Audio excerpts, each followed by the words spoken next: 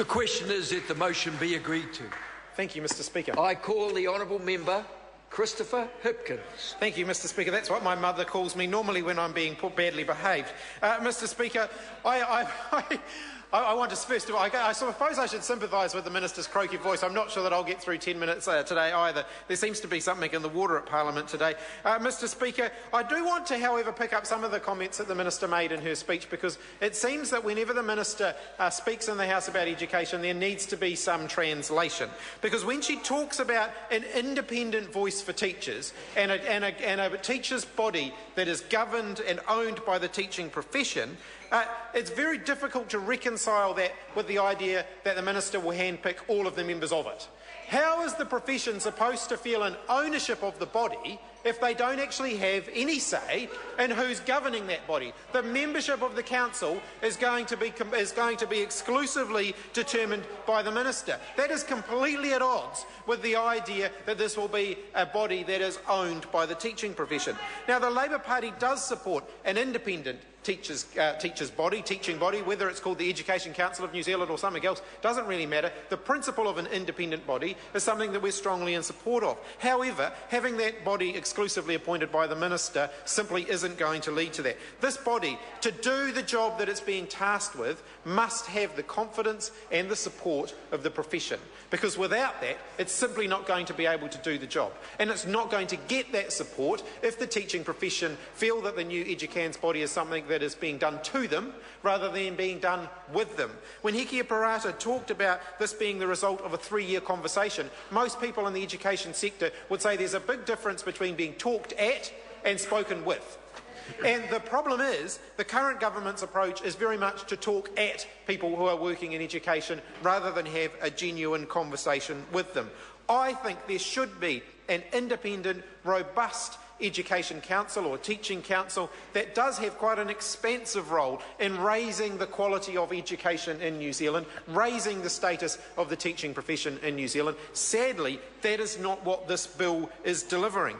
When Hekia Parata mentioned briefly the changes in this bill to make tertiary governance more effective, what she effectively means is the removal of staff and student representation. So that is not going to lead to more collaboration and a more collegial approach to educational provision. Hekia Parata talks in her speech about the government's plan to introduce expert teachers. One simple question: which teachers won't be the experts? Oh, the ones that aren't raising achievement. Well, if they're not raising achievement, then one has to question why they're still teaching and whether, in fact, the government should be focused on providing support to all teachers, because all teachers should be expert teachers. And the idea that we're going to have a two-tier teaching profession where if you're one of the lucky few that gets an expert teacher, you get a better quality education than all of the others who supposedly have non-expert teachers, that clearly shows that the government have got all its priorities wrong.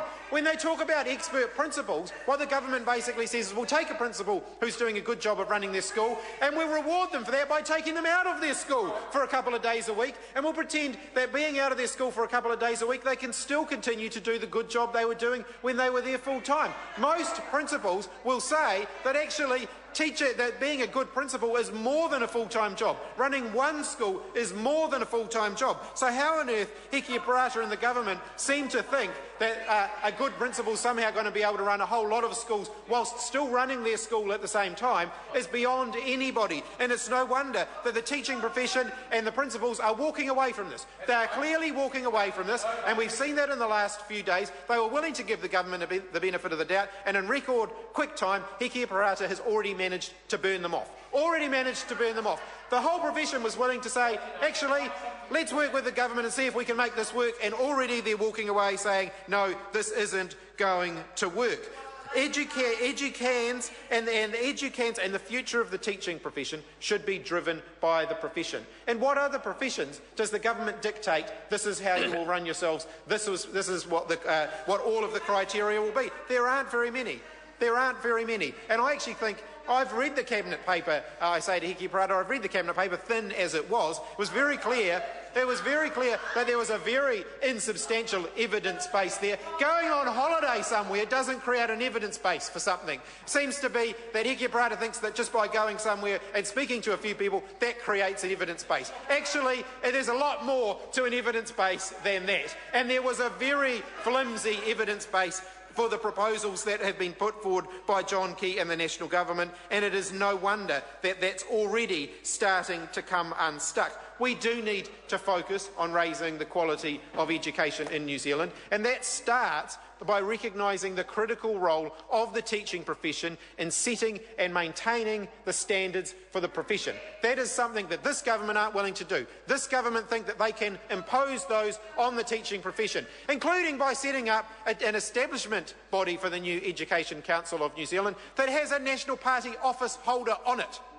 And if you want to know why it is that the teaching profession balk at the idea that the minister would handpick the entire board of the new Education Council of New Zealand, that's a pretty good example. That is a pretty good example. I actually think the teaching profession should have the ultimate say, or at least a significant say, in how this body is made up. That's not something that Hiki Parata is willing to do, because this government think that they should be dictating to the teaching profession what should be going on within the profession. This, of course, this bill entrenches the double standard of this government, where on the one hand they're talking about raising the standards for the teaching profession, and then on the other hand exempting charter schools from those provisions, exempting their small group of charter schools from those professions. If they're really committed to raising the standard of the teaching profession, why would they exempt the newest schools, the schools that they want to expand? Why would they say this new model of education should be exempt from the agenda to raise the standards in the profession? They have no good reason for that.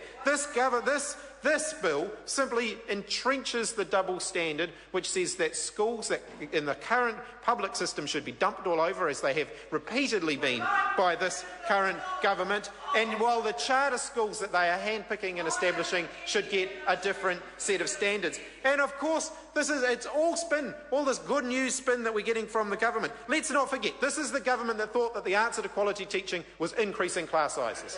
This is a government that after a year and a half and $43 million of taxpayers' money being shovelled at it, still can't get the payroll system right so that teachers actually get paid for their work. Stephen Joyce is an absolute failure. Mr. Fix-It still hasn't fixed it. A year and a half later, $43 million, and Stephen Joyce's answer, shovel another $10 million at it and hope for the best. Shovel them another 10 and hope for the best. Nova Pay doesn't work, and Stephen Joyce still has not fixed it. He has been an absolute failure. Mr. Fix-It didn't fix Nova Pay.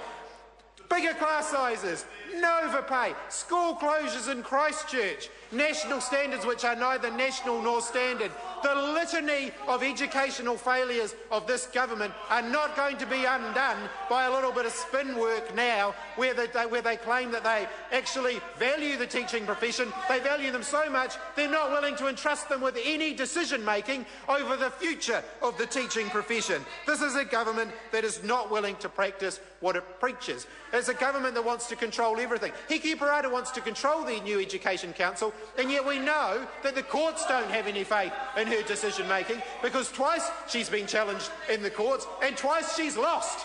Twice challenged in the courts and lost on both occasions, because the courts even went so far as to say that she had abrogated her responsibilities as a decision maker. And now Hiki Parata wants to have the decision making responsibilities for the whole teaching profession. She wants to handpick the entire body of the new Education Council. I think that's wrong. I think teachers should have a say in who this new who is going to be on this new Education Council, and the government have no good reason for explaining why they don't believe that. Not once has the government put forward a compelling argument for why this body should be exclusively appointed by the Minister of Education.